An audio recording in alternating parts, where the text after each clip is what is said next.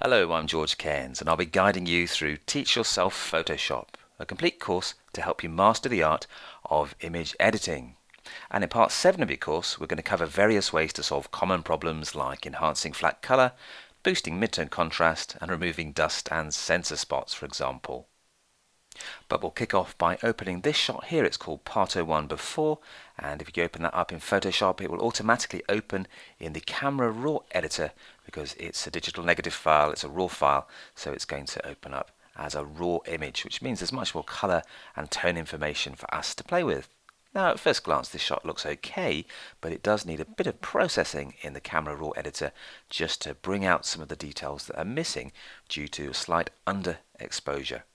Well, how do we know it's underexposed? Well, we have a histogram on the top here which shows us the spread of the shot's tones from the shadows on the left. You can see they're very strong, they're peaking quite high. We go through to the midtones and they're kind of petering out, and the brightest highlights should be up around here somewhere at the far right, but they've actually fizzled out well before you get to the brightest possible pixels. So what we can do is improve exposure using a variety of sliders to reveal more highlight and shadow detail and getting a better balance of tones between the darker shadows and the brightest highlights.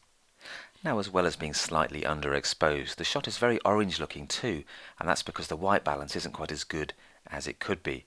But we can fix that by dragging the temperature slider to the left to cool things down.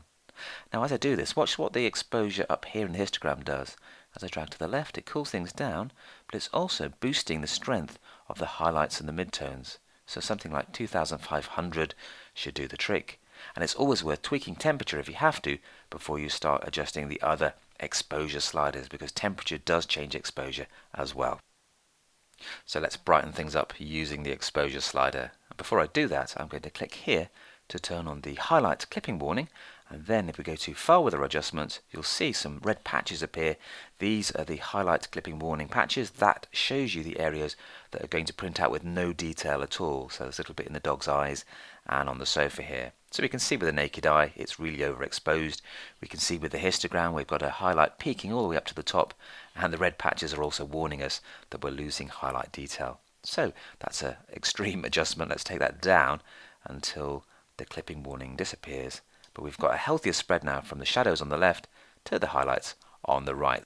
Now, as well as a highlight clipping warning, we also have a shadow clipping warning. If you click here, you'll see any shadows that are going to print out as pure black. And these blue patches here are showing inside the dog's ear that that's exactly what's going to happen, but that's actually okay. It's good to have a little bit of pure black in the shot as well as pure white, so you have a wide contrast range.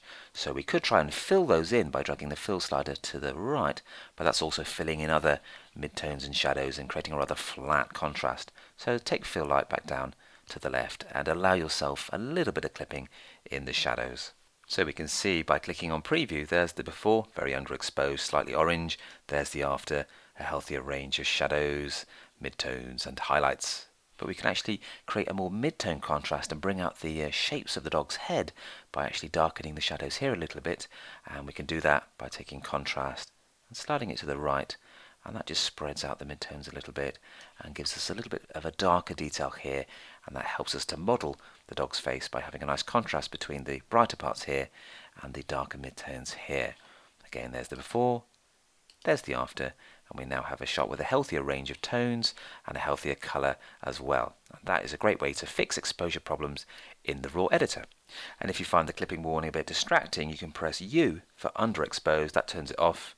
And if you want to turn the highlight clipping warning on, you can press O for overexposed. In this case, there are no clipped highlights, so that won't show us any red patches. So when you've finished editing your raw file, you can press done, and then when you reopen it, it will have the same settings, it will remember them. Or you could click open image and go into the standard Photoshop editor and then print out the shot perhaps. So that's how you fix common exposure problems in Camera Raw photos.